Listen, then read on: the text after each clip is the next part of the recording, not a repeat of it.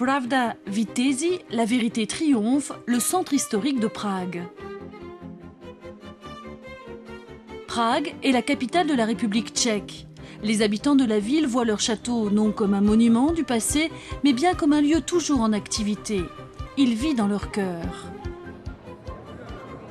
Dans le domaine du château se trouve une cathédrale gothique. La cathédrale de Saint-Vitus a mis 600 ans pour être achevée.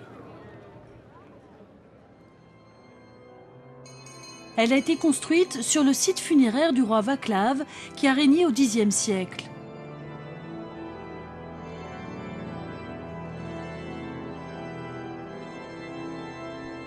L'évêque porte le crâne du roi Václav.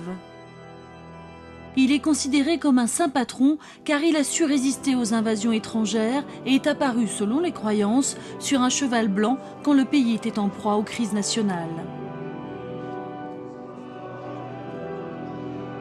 Une statue de Charles IV, qui a régné au XIVe siècle, est placée au-dessus de l'autel de la cathédrale. C'est lui qui a ordonné la construction de la cathédrale et de la ville de Prague. Mais la ville est devenue à la fois une victime des conflits religieux et internationaux, et ce n'est qu'après la Première Guerre mondiale que les gens ont pu regagner leur indépendance. Le château a été utilisé par le premier président, Thomas Masaryk, comme son bureau. Il a toujours veillé à ce qu'il soit ouvert à ses concitoyens.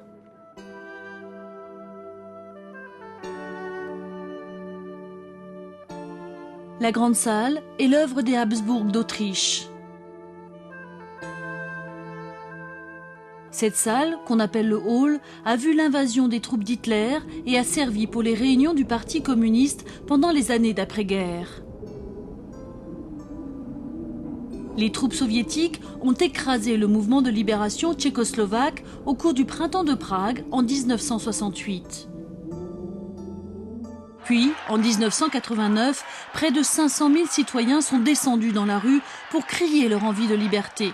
Ce fut la révolution de velours, elle s'est faite sans effusion de sang. Václav Havel était le leader du mouvement pour la démocratie.